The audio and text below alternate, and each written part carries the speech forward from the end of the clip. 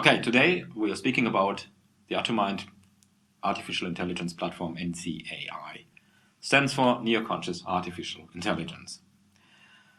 How does it work? The difference between our artificial intelligence platform and conventional artificial intelligence platform, and that's why it's the near conscious artificial intelligence versus artificial intelligence, is that we are actually having a different way on how we train artificial intelligence. So, first of all, on how we train the artificial intelligence and how the DNA of the artificial intelligence is designed distinguishes us from the others in a different way. We are taking or we're learning a lot from nature. Not only like that we are comparing patterns, we are going to the very basics on how our natural environment is designed. And that's where we are taking the very technology from. Instead of mimicking nature, we are designing nature based on the same principles. By involving fractals, by involving analog frequencies and analog computing versus digital computing and pattern recognition systems. What is a fractal? I mean, what a question. I think most of us know what a fractal is, but maybe we'll give a little bit a view on how we see fractals or what kind of fractals we are using. Fractals we find everywhere in nature. A tree is based on fractals. So it's like one branch and another branch and branch and branch and branch. You take these branches and you don't build a tree, but you use that same DNA. You have branches that mimic our consciousness on how it is gathering experiences. So I'm walking the street, now I turn to the right, I'm moving up, I'm looking around, and I get branches. And so I have something engraved in memory. If we are bringing that all down to a parametric system, which means that every moment and every point in this simulation, and I say that now, can be mathematically addressed like a coordinate system, we can travel in time.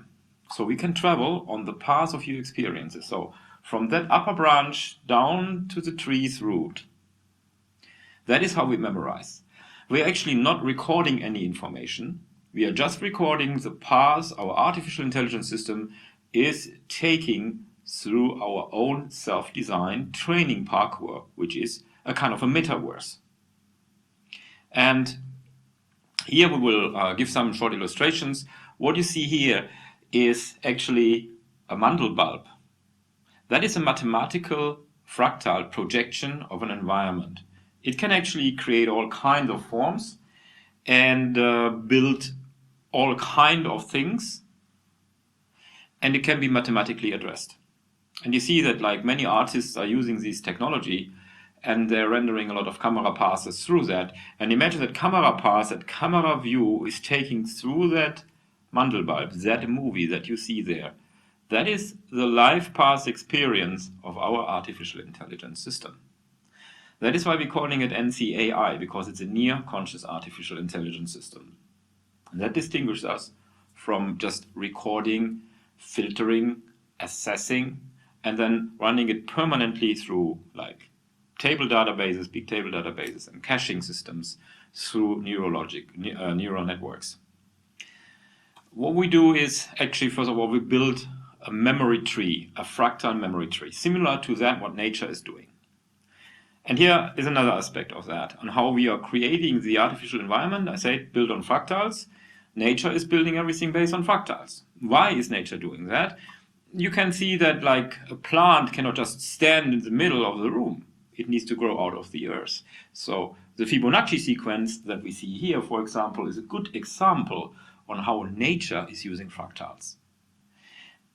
The question is, how can you make that in real time?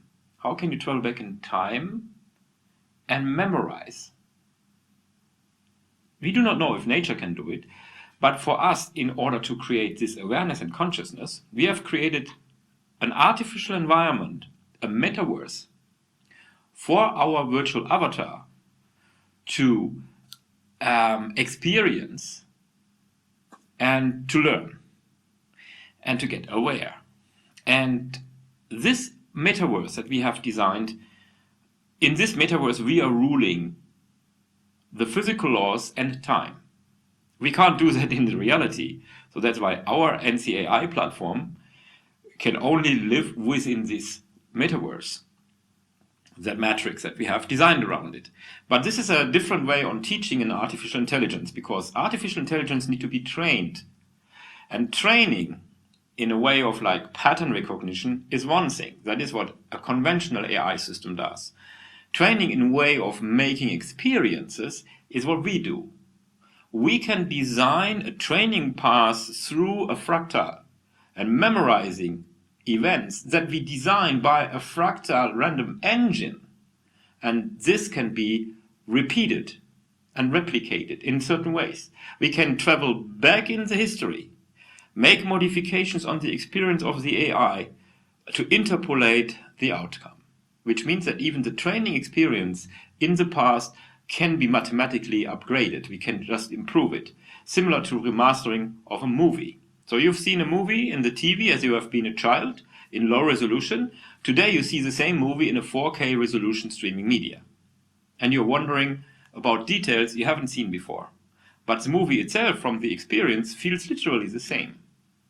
So with this technology, we are creating a more and more crisp model for an artificial intelligence system to become conscious and aware. And here it comes the point on, if you see right now everyone speaks about AI, tomorrow everyone will speak about the term that we have coined, conscious artificial intelligence, and we call it near conscious artificial intelligence. In near conscious artificial intelligence, because nothing will ever become as conscious as we are, but we can create instances below us that are able to augment us. So it's a human augmentation. And that's why we say it's a near conscious artificial intelligence system. It's also an ethical aspect of the thing. This is actually one thing. Now about applications. Where can we apply NCAI? Right now, NCAI can be used to control human-to-computer interfaces. It allows us a much better assessment of the experience to communicate with the human brain. That is owed to the analog engine that we are using. We are not based on digital computing. We are based on analog computing. Adiabatic quantum computers, or analog computers as they are called, they are now on chip, and they are in a format that is much better available within a normal development environment than ever before. Before we were like patching cables, patching one cable in a patch field, and we were like using integrators, and we were like getting results out of it. Now we are able to have a digital analog interface. We have analog computers on chip that are much smaller, much better to be integrated, and probably also much more easy to be programmed. And based on that technology, we are able to create a near-conscious artificial intelligence system that in the future probably will be able to solve problems that are right now unsolvable. That is a short insight on how we are building a new system of artificial intelligence. And at the moment it's on a research level, of course. We are still learning, we're still building.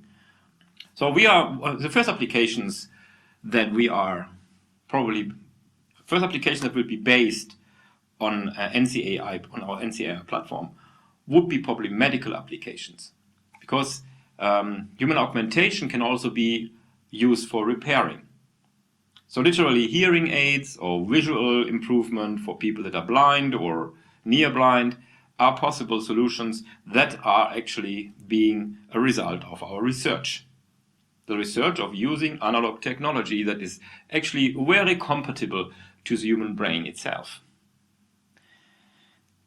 If we now compare NCAI to other companies, other brands, other developments, where are we fitting in? All right, I give some examples. If you look at conventional human-to-computer interface technology, let's take as an example Neuralink. Here you see a monkey experimenting, is using a joystick, and is being trained to by a reward system. When he hits a certain rectangle, then he gets a reward. And here you see that the monkey is using the joystick, and later they unplug the joystick, and the AI has already a possibility to follow the thought of the monkey, even though the monkey is using a joystick that's not connected. You see that this is actually a pattern recognition system. In NCAI, we are creating these patterns because we know from the very beginning the maximum resolution of these patterns because the whole experience is created by us. This means we are able to train a system under complete different circumstances and we are not needing any animals for experiments. So we are able to simulate a complete environment and all the parameters around, and we are creating a real awareness system because we are controlling time. So in this moment, when we have a certain experience, we can go all the experience paths in the past back to a certain point and get aware of that very moment. So literally, I travel back in time when I started my morning at the bus station, looking around to find out where is my bag, and I find it. So literally, this is, in a nutshell, how NCAI has been designed and what our approach to near-conscious artificial intelligence is.